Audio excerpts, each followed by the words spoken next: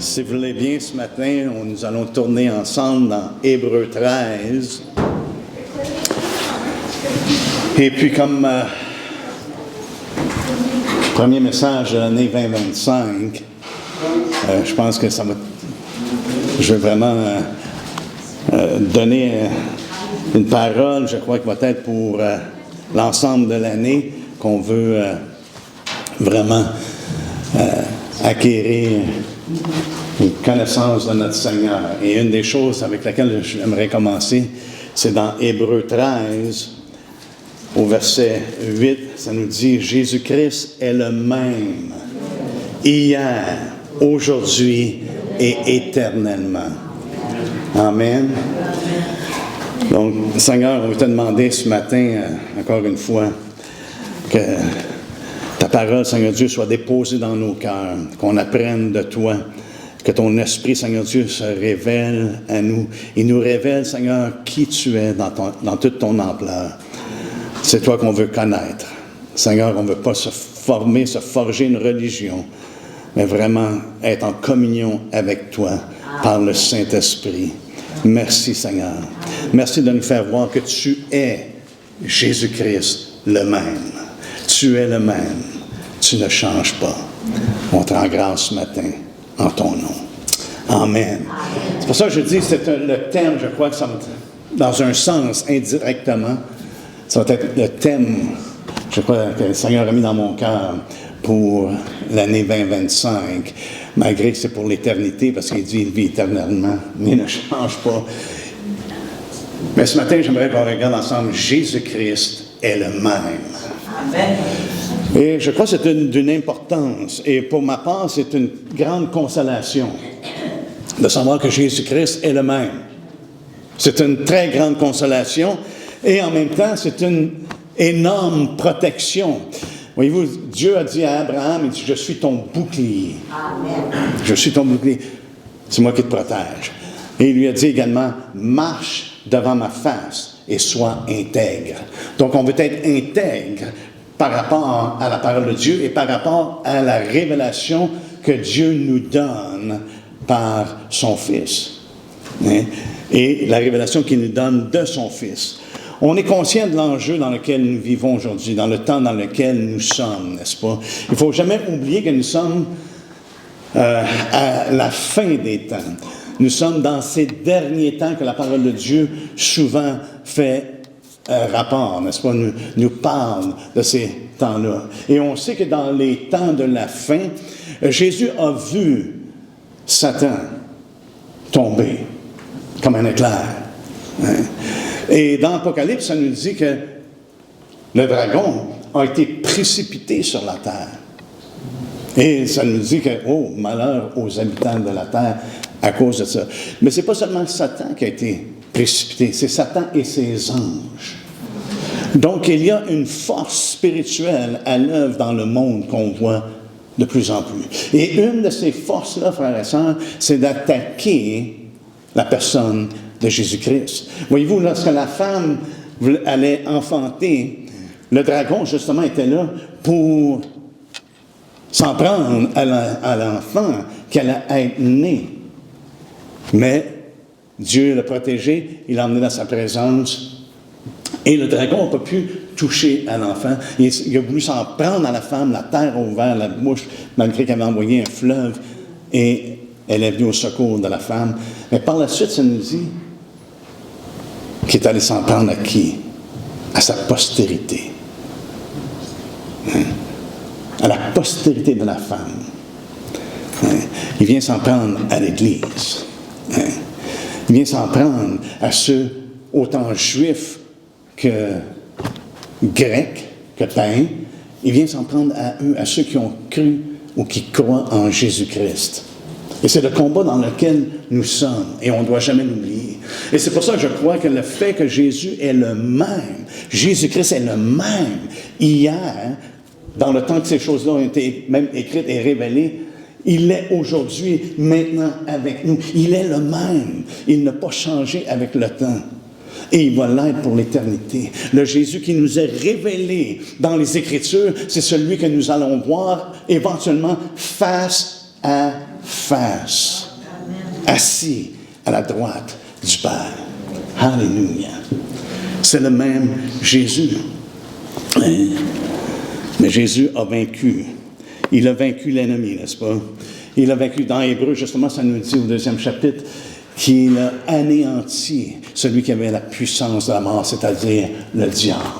Il est venu détruire les œuvres de Satan et il a vaincu.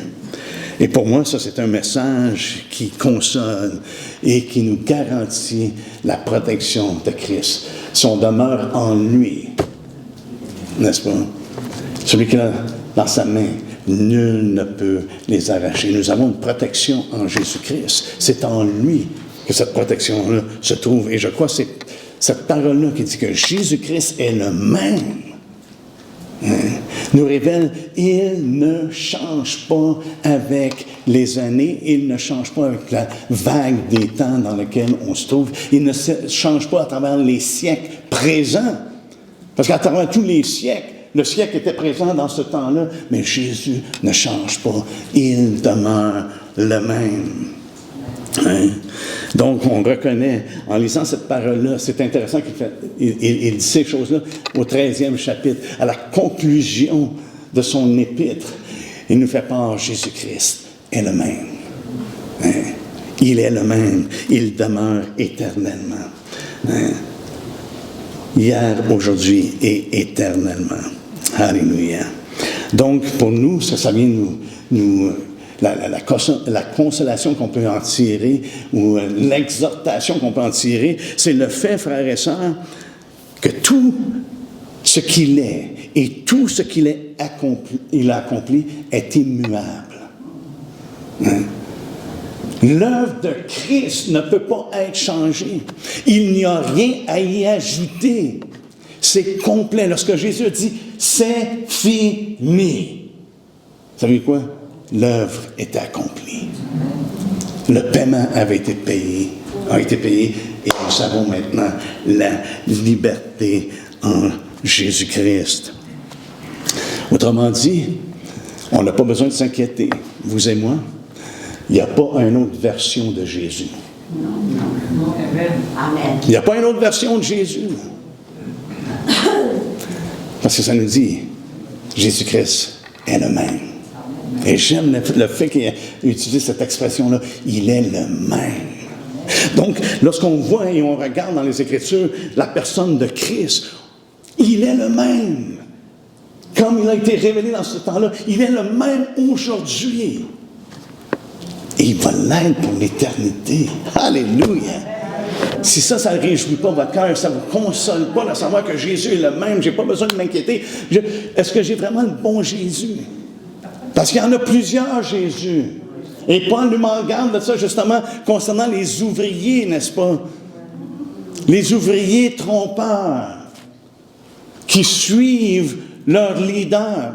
Souvenez-vous, dans l'Apocalypse, ça dit que Satan a été précipité, mais ses anges avec lui. Hein? Et à travers eux, des ouvriers trompeurs viennent et veulent changer. Ils veulent donner une nouvelle version de Jésus. Ils vont mettre des emphases exagérées sur certaines choses en négligeant des points principaux, comme on a vu la semaine passée. C'est possible d'avoir une parole qui est claire dans les Écritures et que les gens viennent à croire le contraire. Comme on le voit, et de plus en plus, ça va de l'avant. Et spécialement, c'est intéressant, c'est au niveau de la repentance. Mais vous, sans repentance, il n'y a pas de pardon. Hein? Et pourtant, les gens viennent à croire, non. De faire ça, c'est une œuvre. Et c'est pour ça, je crois, que c'est important qu'on ait les regards sur celui qui ne change pas. Sur celui qui nous est révélé dans le temps dans lequel nous sommes. Il n'y a en lui ni changement, ni ombre de variation. C'est ce que la parole de Dieu nous dit. Et je sais qu'il y en a qui disent, ah, mais ça s'adresse au Père des Lumières. Hein? On va regarder ça ensemble. Hein? Comment est-ce que le Fils et le Père sont un. La parole de Dieu qui nous dit qu'il est l'image parfaite. Et c'est un des buts, justement, dans Hébreu. C'est de démontrer comment est-ce que Jésus est l'image parfaite. Si vous voulez, on va aller ensemble dans Hébreux 1. Juste faire un petit survol. Un petit survol du livre d'Hébreux dans un sens. Pas au complet là, ce matin, là. C'est pas possible. Mais les 3 premiers chapitres qui nous donnent un bon aperçu de Jésus-Christ. Jésus-Christ qui est le même qui est révélé ici, qu'il est l'image parfaite. Ça nous dit au verset 1, au chapitre 1, verset 1, « Après avoir autrefois à plusieurs reprises et de plusieurs manières parlé à nos pères par les prophètes, Dieu, dans ces derniers temps, nous a parlé par le Fils et il l'a établi héritier de toutes choses. Par lui, il a aussi créé l'univers ou le monde. Le Fils est le reflet de sa gloire et l'empreinte de sa personne. Et il soutient toutes choses par sa parole puissante. Il a fait la purification des péchés et s'est assis à la droite de la majesté divine dans les lieux très hauts. » Alléluia. C'est ce Jésus-là ce matin qu'on veut contempler. C'est lui qu'on veut regarder, qu'on va avoir les yeux fixés sur lui. Pourquoi? Parce qu'il ne change pas. Il ne change pas. Une chose que j'aimerais juste porter à votre attention, comme c'est venu à la mienne. Voyez-vous, il y a un engagement divin qu'on voit dans ce passage-là. Et cet engagement-là, c'est que Dieu est toujours engagé dans la vie des hommes. Il parle aux hommes. Ce n'est pas un Dieu impersonnel, pas un Dieu qui a créé puis il a foutu le camp. Là. Mais c'est un Dieu qui est vraiment présent. Hein? Et qui parle. Il a parlé à travers les générations. Il a parlé à Adam. Lorsqu'Adam, il a demandé à Adam, Adam, où c'est que t'es? Après même qu'il a péché, Dieu est allé de l'avant à la rencontre d'Adam. Pourquoi? Parce qu'il rencontrait Adam dans le jardin. Et Dieu a parlé à Adam. Il a parlé à Caïn. Connaissant Caïn, il a même parlé, il dit, si tu fais ce qui est bien, tu n'as pas besoin de t'inquiéter. Il était irrité, son visage était défiguré, on pourrait dire. Hein? À cause de la méditation de son cœur, à cause qu'il n'avait pas été bien reçu, qu'il n'avait pas suivi vraiment ce que Dieu avait établi au niveau des sacrifices. Avez-vous remarqué dans la parole de Dieu, ça dit que c'est Caïn qui a offert le premier sacrifice. Ensuite, Abel a sacrifié. Hein? Hein? Mais Caïn a fait à sa tête. Mais Dieu parle aux hommes. Et ça nous dit ici, dans ce contexte-là, il dit que Dieu, hein, à plusieurs reprises et de plusieurs manières. Non seulement qu'il parle, mais qu'il parle à répétition. Pourquoi? Parce que Dieu veut que les hommes soient sauvés et parviennent à la connaissance de la vérité. Et dans ce but-là, il a besoin de communiquer quelle est la vérité. Hein? Il a besoin de leur dire comment est-ce que les hommes peuvent être sauvés. Et c'est ce que Jésus-Christ est venu communiquer. Ce n'est pas à travers les moyens des hommes, c'est à travers l'offrande de Dieu. Il a fait la purification des péchés. C'est pour ça que Jean a dit, voici l'agneau de Dieu qui ôte le péché du monde. Hein? Il est l'agneau de Dieu. Hein? Autant qu'on le voit dans les Écritures qu'il est l'agneau de Dieu qui a été prophétisé, on voit également dans l'Apocalypse qu'il est l'agneau de Dieu, élevé, glorifié, magnifié. Alléluia. Alléluia. Donc, il y a un engagement, je crois, qui est divin. Dieu s'engage dans la vie des hommes en leur parlant à plusieurs reprises, de plusieurs manières. Il leur parle par les prophètes. Mais Dieu, dans ces derniers temps, nous a parlé par le Fils. Donc, on va avoir une oreille qui est attentive. Parce que ce que Jésus dit, c'est ce que Dieu dit. Il n'est pas simplement un prophète. Hein? Il est supérieur à un prophète. Une des choses que l'on voit ici, ça nous dit qu'il est l'expression exacte ou l'empreinte de sa personne, au verset 3. Ça nous dit le Fils est le reflet de sa gloire et l'empreinte de sa personne. L'empreinte, le terme empreinte, c'est comme un facsimile, c'est vraiment quelque chose, l'exactitude d'une chose. Hein? Il n'y a rien d'enlevé, il n'y a rien d'ajouté, c'est vraiment, vraiment l'image. Le terme qui est utilisé, c'est caractère. On pourrait tirer caractère. Dieu est le même. Il ne change pas au point de vue de qui il est en tant que personne. Hein? Est-ce que Dieu a changé d'idée? Définitivement, Dieu change sa pensée de temps en temps. Lorsqu'il dit à quelqu'un, vous avez besoin de vous repentir, s'il se repent, le jugement qu'il avait prononcé ne viendra pas. Mais s'il ne se repent pas, le jugement va venir. Et des personnes qui marchaient bien et que tout en avait l'air bien, mais s'ils se mettent à faire le mal, Dieu n'amènera pas la bénédiction qu'il avait promis, mais il va emmener le jugement. Et on voit ça, on voit juste l'exemple de Jonah et puis Nénive. C'est un exemple parfait que Dieu avait planifié. Il dit, dans 40 jours, Nénive va être détruit. Et qu'est-ce qui est arrivé lorsqu'ils se sont repentis? Dieu a cancellé le jugement. Hein? Il ne les a pas détruits. Mais il ne change pas dans son caractère. Il est saint, il est juste, il est droit. Hein? Il est parfait. Hein? Donc, dans son caractère, il ne change pas. Hein? Alléluia. C'est une bonne chose. Hein? Qu'il ne change pas. Le terme utilisé, c'est une reproduction précise en tout point. C'est ce que c'est, le terme qui est utilisé dans le grec. Et Jésus nous a dit, Jacques nous dit qu'il n'y a pas de changement ni ombre de variation. Ça Père et lumière. Mais Jésus lui a enseigné qu'il était, quoi? Un avec le Père. Même, il a dit à Philippe, il dit, lorsque tu me vois, tu vois le Père. Hein? Il a dit, maintenant vous le connaissez et vous l'avez vu. De voir Jésus, c'est de voir le Père. Hein? Parce qu'il est exactement cette reproduction-là. Il a un nom supérieur, un nom plus excellent qui lui est donné. Et ça, c'est ce qu'on doit toujours conserver. Il n'y en a pas d'autre, Jésus. Celui qu'on connaît, c'est celui qui est l'exacte image de Dieu. Hein? Pas simplement une ressemblance, mais il est l'exacte image.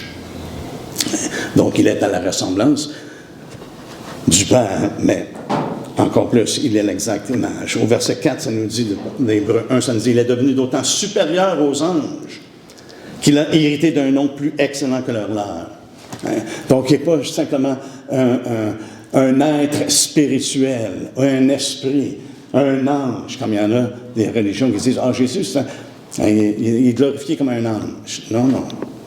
Il est le Fils. Regardez ce que ça dit. Car auquel des anges Dieu a-t-il jamais dit, tu es mon Fils. Je t'ai engendré aujourd'hui. Et encore, je serai pour lui un père et il sera pour moi un fils. Et de nouveau, lorsqu'il introduit dans le monde le premier-né, il dit que tous les anges de Dieu l'adorent. De plus, il dit des anges, il fait de ses gens des esprits et des serviteurs une flamme de feu. Mais il dit au Fils, il est le Fils. Il est le Fils. C'est comme on voit la parfaite union de la divinité et de l'humanité, comme on voit dans Colossiens 1, lorsque Paul dit, car en lui habite corporellement toute la plénitude de Dieu. Hein? Toute la plénitude de Dieu. Est-ce qu'il manque de quoi? Absolument rien. Toute la plénitude de Dieu habite en Jésus-Christ corporellement. Il est venu dans la chair.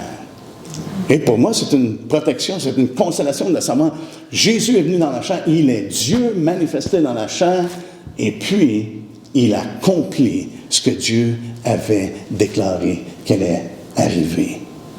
Il a tout accompli. Je n'ai pas besoin de regarder ailleurs. Je n'ai pas besoin de m'inquiéter.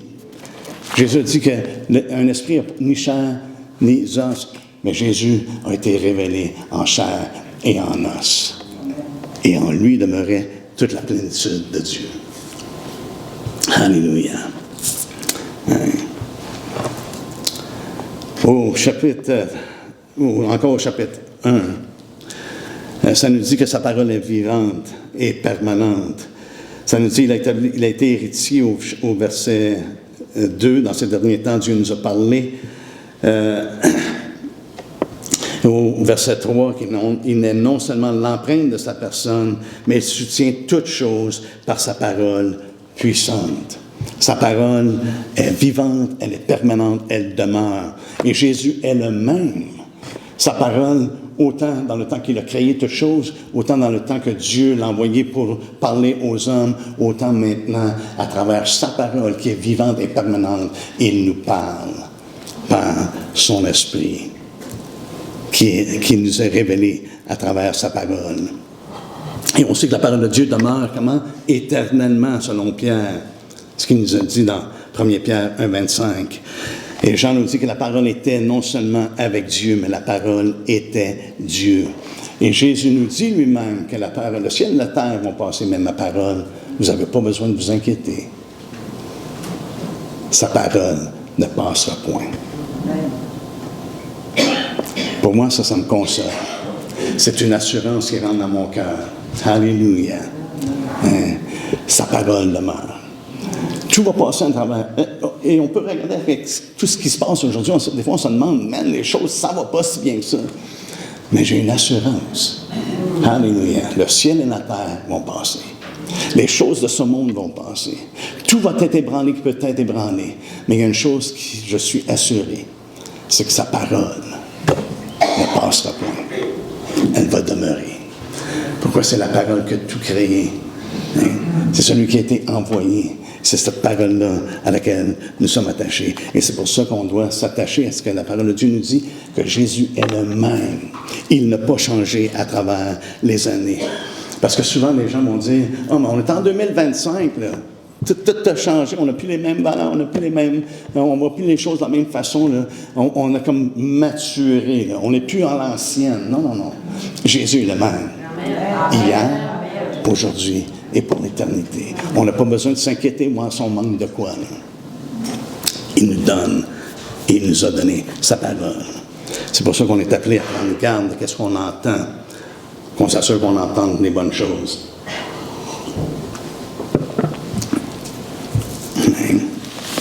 On doit tenir compte de tout ce qu'il a dit. Regardez ce qu'il dit au 3e chapitre. Pour nous, c'est notre confiance et notre espérance. Le fait que Jésus est le même et qu'il ne change pas, c'est notre confiance. Et c'est notre espérance. Regardez ce qu'il dit à la fin du verset 6. Il dit, mais Christ, au chapitre 3, la fin du verset 6, il dit, mais Christ l'est comme fils sur sa maison, parlant de la fidélité. Et sa maison, c'est nous, pourvu que nous retenions fermement jusqu'à la fin la confiance et l'espérance dont nous nous glorifions. C'est un sujet de se glorifier, frères et sœurs. Nous avons une confiance, une espérance. Mais cette espérance-là, elle est vraiment ancrée dans la révélation du fait que Christ est le même. Il est le même. Ce qu'il a dit aux apôtres, ce qu'il a dit aux disciples, lorsqu'il a marché sur la terre, Jésus est le même aujourd'hui. Et la parole qu'il a communiquée et qu'il a fait en sorte de veiller sur sa parole pour qu'on ait une parole qui est certaine, nous pouvons nous reposer en lui. C'est notre confiance, c'est notre espérance. Parce qu'il nous dit, non seulement qu'on est sur la terre en ce moment, mais qu'il revient bientôt. C'est une parole d'espérance. Est-ce que vous croyez que Jésus a dit qu'il revient bientôt? Même si ça fait déjà 2000 ans aux yeux des hommes, mais pour Dieu, le temps, ça lui appartient. C'est lui qui a créé ça. Et quand il dit « je reviens bientôt », c'est parce qu'il revient bientôt. Ça va venir au passé. On a cette assurance-là avec Jésus. Comme j'ai mentionné concernant le Fils. On doit rester attaché au Fils. Au verset 7, j'avais commencé à dire, au verset 6, que tous les anges de Dieu l'adorent. Mais au verset 7 du chapitre 1, ça nous dit de plus, il dit, mais il dit au Fils, « Ton trône, ô Dieu, est éternel. » Hein? Et c'est une chose qu'on ne doit jamais dévier, que Jésus est Dieu dans la chair.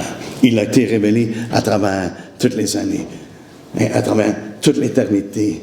Ton trône, ô Dieu, est éternel. Le sceptre de ton règne est un sceptre d'équité. Tu as aimé la justice, tu as haï l'iniquité. C'est pourquoi, ô Dieu, ton Dieu t'a oint d'une huile de joie au-dessus de tous tes collègues. Et encore, toi, Seigneur, tu as au commencement fondé la terre, et les cieux sont l'ouvrage de tes mains. Ils périront, mais tu subsistes. Ils vieilliront tous comme un vêtement. Tu les rouleras comme un manteau, et ils seront changés. Mais toi,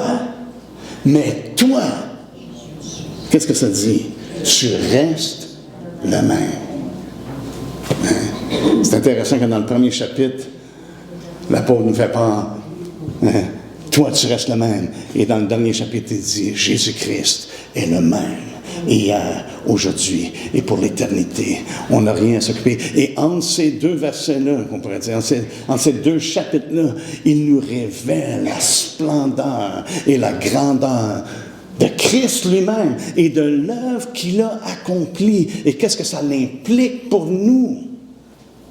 Le privilège, les bénédictions que nous avons en Jésus-Christ, que nous pouvons venir devant lui avec une assurance. Hein? Toujours dans une crainte, dans la crainte qui parle de la révérence. Seigneur, je ne veux pas t'offenser. Seigneur, je veux faire ce qui est droit et juste à tes yeux. Je veux être comme Abraham, marcher sur les traces d'Abraham. Lorsqu'il dit, marche devant ma face et sois intègre. C'est dans cette crainte-là qu'Abraham a marché. Mais Abraham avait une assurance. Je lisais justement ce matin dans Genèse 18. Lorsqu'Abraham négociait avec Dieu, il avait une assurance. Il dit, Seigneur, s'il y en a 50 justice, tu vas-tu épargner, là? Hein? Sodome et Gomorrhe. 45, j'en manque 5. Oui. Il y avait du gaz pareil, mais s'il en manque juste 5. Puis après ça, il a doublé. Mais s'il y en a juste 40, 30, 20, 10. Mais il y avait une assurance devant Dieu. Pourquoi? Parce qu'il connaissait Dieu. Lorsque Jésus dit d'être miséricordieux, parce que votre Père est miséricordieux, pensez-vous que le Fils est miséricordieux, étant l'exacte image du Père? Hein? Il est miséricordieux et on le voit à travers les Écritures. Il ne faut jamais oublier ça. Psaume 102. Psaume 102, c'est là que je crois que Paul, l'apôtre, vraiment fait référence du passage qu'on a lu dans Hébreux. Au psaume 102, ça nous dit au verset 25, « Je dis, mon Dieu, ne m'enlève pas au milieu de mes jours, toi dont les années durent éternellement. Tu as anciennement fondé la terre. » C'est pas ce qu'il dit dans Hébreux. « Et les cieux sont l'ouvrage de tes mains. Ils périront, mais tu subsisteras. Ils s'useront comme un vêtement. Tu les changeras comme un habit, et ils seront changés. Mais toi, tu restes le même. Et tes années ne finiront point. » Alléluia. Hein? Tes années ne finiront pas. Tu restes le même. C'est exactement ce que, justement, dans Hébreux 1 et dans le chant de Moïse, au 90e chapitre des psaumes, ça nous dit, au verset 2, « Avant que les montagnes soient nées et que tu aies créé la terre et le monde, d'éternité en éternité, tu es Dieu. » Si vous avez déjà eu des questions concernant la déité de Christ, Mettez ça au repos pour l'éternité. C'est lui qui a fondé la terre. C'est lui qui a créé les cieux. Hein? Et il est Dieu d'éternité en éternité. Alléluia. Il est le même. Il demeure le même. Alléluia. Et dans Ésaïe 41:4, ça nous dit « Qui a fait et exécuté ces choses? C'est celui qui a appelé les générations dès le commencement. Moi, l'Éternel, le premier et le même jusqu'aux derniers âges. » Qu'est-ce que ça nous dit dans Apocalypse 1:8? « Je suis l'alpha et l'oméga, dit le Seigneur Dieu, celui qui est, qui était et qui vient, le Tout-Puissant. » Hein? On voit à travers les Écritures, Jésus-Christ, indéniablement, est Dieu. Il est le Tout-Puissant. On le voit comme étant l'Éternel. Dans Malachie, ça nous dit « Je suis l'Éternel et je ne change pas. » Hein? Au même titre que dans Hébreux 13:8, ça nous dit « Jésus-Christ est le même. » Il est le même, hier, aujourd'hui et pour l'éternité. Donc, on doit rester attaché, n'est-ce pas? Je crois à cette révélation-là que la parole de Dieu nous donne.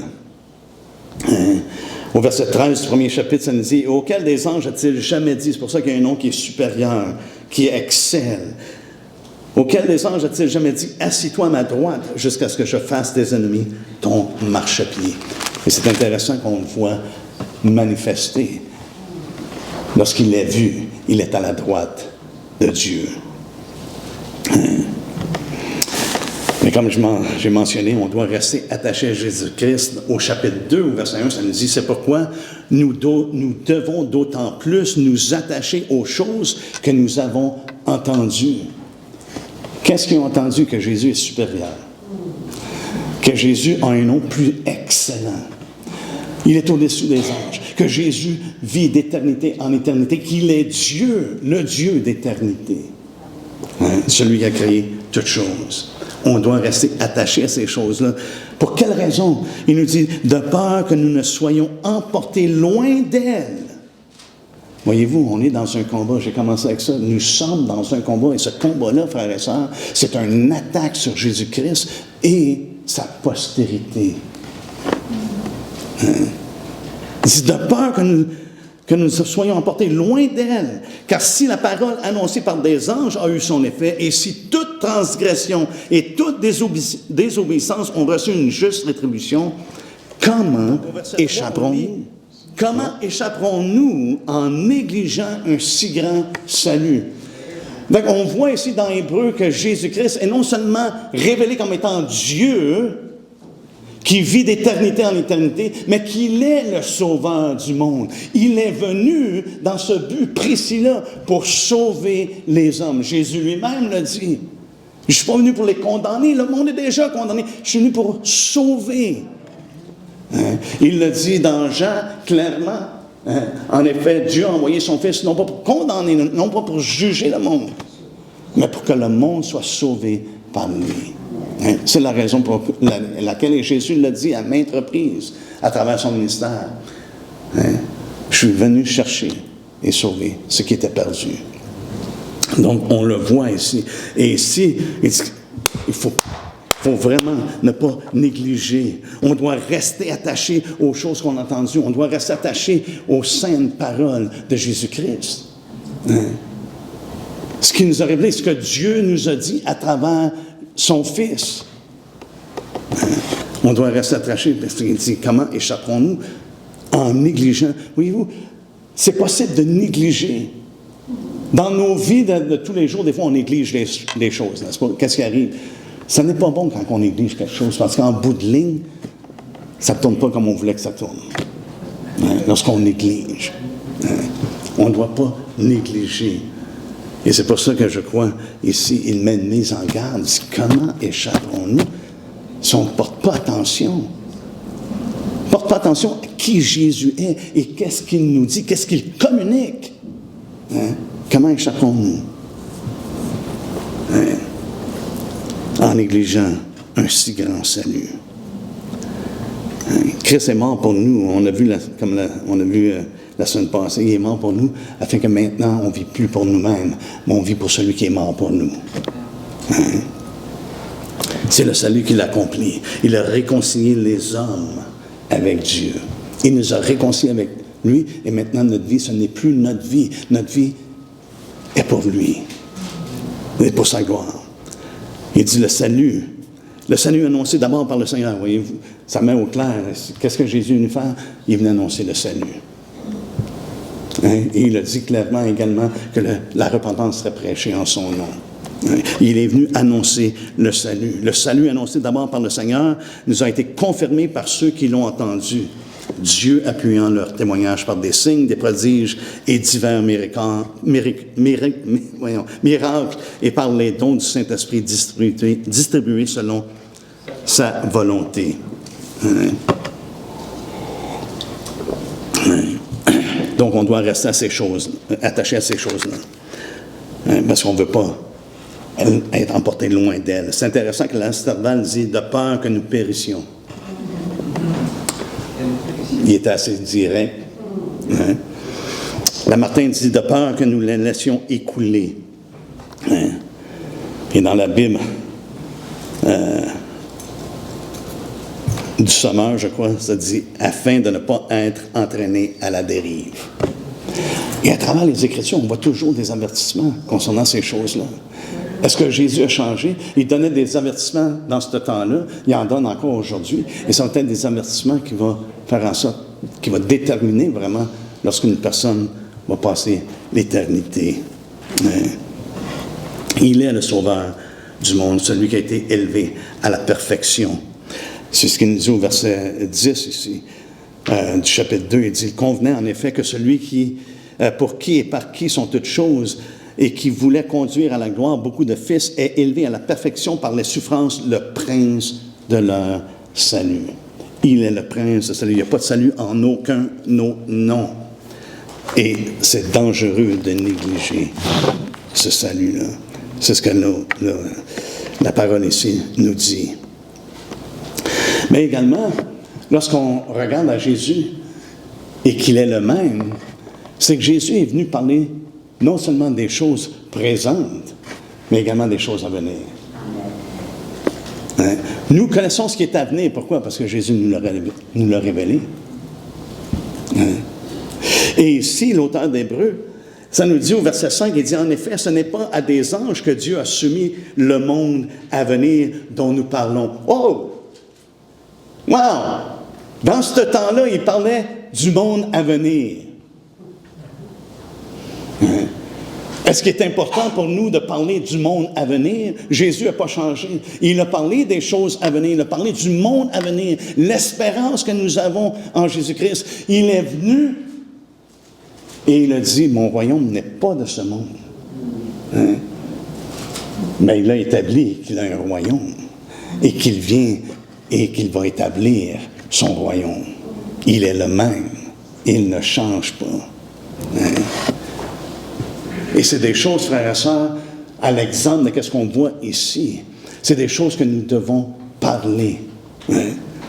Il a su le monde à venir dont nous parlons. Alléluia. Alors, quelqu'un a rendu quelque part ce témoignage. Qu'est-ce que l'homme pour que tu te souviennes de lui, ou le Fils de l'homme pour que tu prennes soin de lui? Tu l'as baissé pour un peu de temps au-dessous des anges. Tu l'as couronné de gloire et d'honneur. Jésus, frères et sœurs, a été mis à mort ici sur la terre pour nos péchés, mais il n'est pas resté dans la mort. La mort ne pouvait pas le tenir. Il est ressuscité d'entre les morts. Et nous avons une espérance qui ne peut pas être enlevée, une espérance qui ne peut pas être contredite. Il est ressuscité et il est couronné de gloire et d'honneur. Et savez-vous quoi, dans Apocalypse 19, il va revenir avec des diadèmes sur sa tête, un cheval blanc et une armée qui va le suivre. Alléluia. Amen. Il va établir son règne.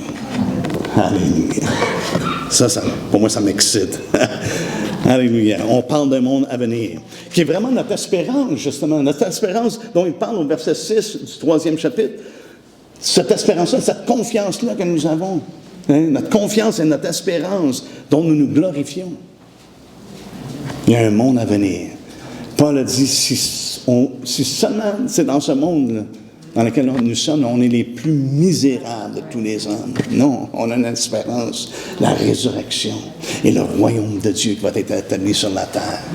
Et en ce moment, c'est une très bonne nouvelle, n'est-ce pas? Lorsqu'on voit comment est-ce que les hommes peuvent vraiment,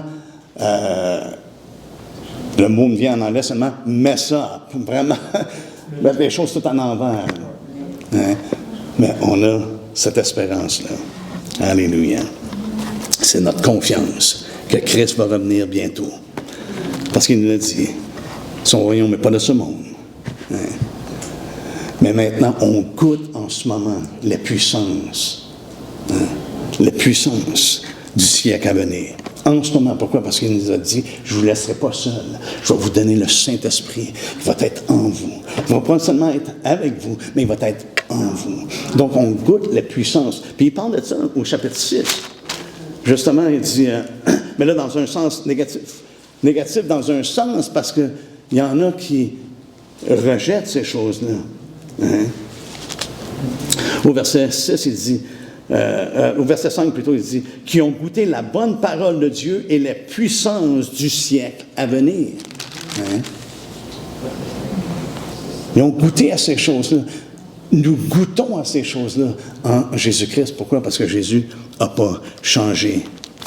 Alléluia. Hein? Et comme ça, Pierre l'a dit, il dit, pour nous, on attend, selon sa promesse, de nouveaux cieux et une nouvelle terre, où la justice habitera. Amen. Amen. Dans le royaume de Dieu, frères et sœurs, il n'y a aucune injustice.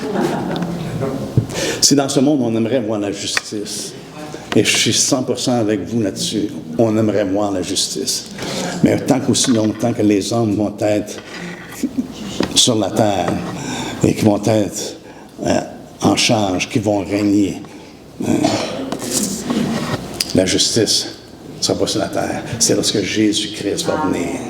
C'est pour ça qu'on attend des nouveaux cieux et une nouvelle terre. J'espère que vous attendez ces nouveaux cieux-là et cette nouvelle terre-là où est-ce que la justice va régner, où est-ce que la justice va habiter. Mais ça va s'accomplir selon ce qu'il nous est dit dans Apocalypse 11. Lorsque le septième ange va sonner, le septième ange va sonner, et ça nous dit que le royaume du monde est remis à notre Seigneur et à son Christ, et il régnera au siècle des siècles. Mais là, il parle qu'il va régner sur la terre, parce qu'il règne déjà dans les cieux. Mais il dit, il régnera. Et le règne qu'il va y avoir, c'est un règne de justice. Alléluia. Tout va être merveilleux. Ça va être juste et droit et bon. Donc, on le voit ici. Au verset 9, ça nous dit, du deuxième chapitre, ça dit, « Mais celui qui a été abaissé pour un peu de temps au-dessous des anges, Jésus, nous le voyons couronné de gloire et d'honneur. » Comment? À cause de la mort. Voyez-vous, les hommes regardent Jésus comme étant un échec, souvent. Ah, il est mort. C'est un bon gars, mais il est mort. Mais c'est à cause de la mort, on le voit couronné de gloire et d'honneur. À cause de la mort qu'il a souffert, ainsi par la grâce de Dieu, il a souffert la mort pour tous. On le voit couronné à cause de cette mort-là. Et c'est pour ça qu'on voit dans l'Apocalypse, lorsque Jean voit dans sa vision, il est là, il voit celui qui est assis sur le trône avec un livre dans ses mains. Et là, il y a quelqu'un qui lui demande, qui est digne d'ouvrir et de briser les sceaux, là, d'ouvrir le livre, de briser les sceaux? Il n'y a personne qui peut se nommer jusqu'à temps que bien dise. Et Jean pleurait, là, il était vraiment, là, il pleurait fort. Là. Et Jean dit, faites-vous-en pas, regarde, il y a quelqu'un qui est capable de l'ouvrir. Il y a quelqu'un qui en est digne de l'ouvrir. Et qu'est-ce qu'il a vu? Il a vu, c'est comme un agneau immolé au milieu du trône. Alléluia. il a fait, dans Hébreux 1, ça nous dit, il a fait la purification des péchés. Il voit l'agneau, alléluia, immolé. Hein? On le voit couronné. Il est couronné, il a fait la purification. Couronné de gloire et d'honneur. Il est digne d'ouvrir les sceaux. Mais ça nous dit également qu'il est mort pour tous, à la fin du verset 9. Il a souffert la mort pour tous. C'est pour le salut. C'est pour ça qu'il a fait la purification des péchés. Hein? Et ça, je trouve ça intéressant parce que Jésus lui-même a dit que tous les péchés vont être pardonnés, même contre le Fils de l'homme. Hein? Mais c'est contre le péché contre le Saint-Esprit qui ne sera pas pardonné. Parce que c'est la fin de toute chose. Hein? C'est la fin de toute chose. Après cette ère-là dans laquelle nous sommes, hein, il n'y a plus de sacrifice. Une personne rejette Christ. Hein? C'est comme blasphémer le Saint-Esprit. Et ça ne sera pas pardonné. Mais son but, comme il dit au verset 10, c'est qu'il voulait conduire à la gloire beaucoup de fils. Hein? Son but, c'est que les hommes soient sauvés. Il veut conduire à la gloire beaucoup de fils. Et qu'est-ce que Jésus lui-même, Jean nous dit plutôt dans son évangile concernant Jésus? Hein? Que celui qui le reçoit, hein, il a donné la puissance ou le pouvoir de devenir des enfants de Dieu. Hein? Son but, c'est que les hommes le reçoivent afin qu'ils soient sauvés. Non pas par leur force, non pas par leurs œuvres, mais vraiment par la foi. Hein? Et cette œuvre-là, frères et sœurs, la mort de Jésus-Christ, savez-vous quoi? Nous a délivrés de la mort. Hein? La mort de Christ nous délivre de la mort. Maintenant, nous avons la vie éternelle. Hein? C'est pour ça que Paul utilise le terme « ceux qui s'endorment ». Nous, on fait juste « quand vous avez une bonne nuit de sommeil, hein? Oh, my! C'est-tu pas merveilleux? On est en paix, on est en repos, my! » Mais imaginez-vous, là, ça ne sera pas simplement qu'on ne sera pas conscient, on va être conscient, mais on va être dans cet état de repos-là. Hein? Et même les hommes qui étaient sous l'autel, hein? Alors je dis, reposez-vous. Il leur donne des robes. Hein? Mais il dit, reposez-vous. Il va venir un temps où la vengeance va venir. Mais entre-temps, reposez-vous. On n'a pas besoin de s'inquiéter. Lorsqu'on passe de ce monde, on s'endort. Hein? C'est le terme pour les chrétiens. On s'endort, on ne meurt pas. On s'endort. Jésus dit, celui qui croit en moi ne mourra jamais. Amen. Mais il n'a pas dit qu'on ne s'endormirait pas, par contre. Hein? On peut s'endormir. Alléluia. Et ça nous dit également, le Jésus qui est le même, toi tu restes le même, le Jésus qui est le même hier, aujourd'hui et pour l'éternité ou éternellement, il dit qu'il vient en aide, non pas des anges, mais il vient en aide à la postérité d'Abraham, ceux qui ont la foi en Jésus-Christ. Il vient à notre aide. Savez-vous, il est vraiment un aide présent dans nos vies. Est-ce qu'on connaît Jésus-Christ comme étant notre aide dans ce qu'on vit de tous les jours? José a parlé à propos des tribulations, à propos des choses qui peuvent venir, des épreuves dans nos vies. Mais Jésus est le même. Et il vient en aide. Parce qu'on ne pouvait pas approcher Dieu. On était incapable d'être en communion avec Dieu, mais il vient à notre aide. Et c'est le contexte dans lequel il dit. Regardez au verset 17. En conséquence, il a dû être rendu semblable en toutes choses à ses frères, afin qu'il soit un souverain sacrificateur, miséricordieux et fidèle dans le service de Dieu pour faire l'expiation des péchés du peuple, car du fait qu'il a souffert lui-même et qu'il a été tenté, il peut secourir ceux qui sont tentés. Et ça, le contexte, c'est justement ce qu'il dit auparavant. Il dit qu'il est venu en aide. C'est au verset 16, car assurément, ce n'est pas à des anges qu'il vient en aide, mais c'est à la postérité d'Abraham. Donc, on s'approche de Dieu de la même manière qu'Abraham s'est approché de Dieu. Amen. Par la foi. Amen. Hein? Par la foi. Il vient à notre aide. On doit connaître Jésus-Christ qui est le même comme celui qui nous aide, qui est venu à notre aide. Maintenant, à cause de lui, alléluia, je peux venir devant Dieu. Si ça ne serait pas de Jésus-Christ, frères et sœurs, il n'y en a pas un d'entre nous qui pourrait venir devant Dieu. C'est pour ça que les hommes, tu vois l'ignorance qui est dans le cœur des hommes lorsqu'ils disent « je vais m'arranger avec lui. Oh, moi, je parle à Dieu de cette façon-là. Moi, je fais ça. » Ils font simplement démontrer leur ignorance parce que c'est seulement quand Jésus-Christ qu'une personne peut s'approcher de lui. Et c'est ce que ici on voit.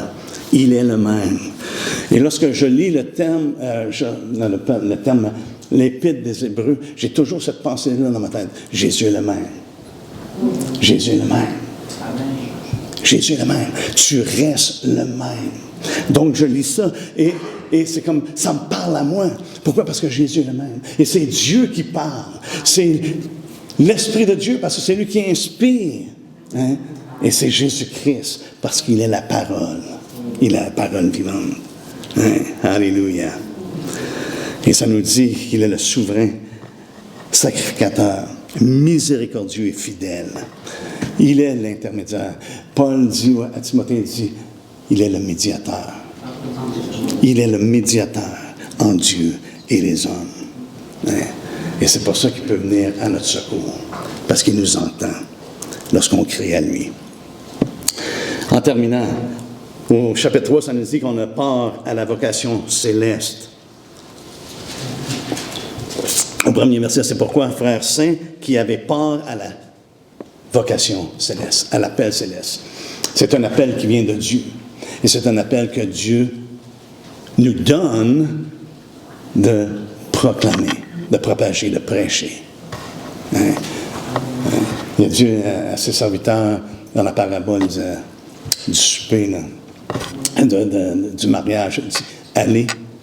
Ceux qui ont refusé, ils ont refusé, mais allez partout et invitez-les, appelez-les à entrer. C'est ce qu'on est appelé à faire. Ce que nous avons reçu, c'est de le donner. Et ça nous dit de considérer. Considérer, au verset 1, considérer l'apôtre et le souverain sacrificateur de la foi que nous professons Jésus. Considérer, ça veut dire de prendre le temps de réfléchir, de prendre le temps d'examiner, de prendre le temps de contempler, de prendre le temps vraiment de réfléchir à ce qu'il dit, avoir une réflexion. Parce qu'il est le sacrificateur, souverain sacrificateur de la foi que nous professons Jésus. Et Jésus a été fidèle. Il donne l'exemple, Moïse a été fidèle, mais Jésus, il est encore plus fidèle. Parce que mieux a été donné à Christ. Hein. Il est fidèle comme fils sur sa maison. Hein. Et c'est par lui qu'on croit en Dieu. Et c'est pour ça qu'il est le sacrificateur, je crois, de la foi. Le souverain sacrificateur de la foi. C'est parce que c'est par lui. C'est par lui. On ne peut pas s'approcher de Dieu sans lui. Alléluia. C'est ce que Pierre nous dit. Par lui, vous avez cru en Dieu. Hein? Et juste auparavant, Pierre disait qu'il est l'agneau qui avait été prédestiné avant la fondation du monde. L'agneau qui devait être sacrifié. Alléluia. C'est qu'on voit ici vraiment que tout ça, c'est vraiment pour nous la confiance et l'espérance. C'est ce qui nous parle. Pourquoi? Parce que Jésus est le même. Frères et sœurs, ne laissez jamais personne vous emmener à dévier de cette assurance-là, que Jésus est le même.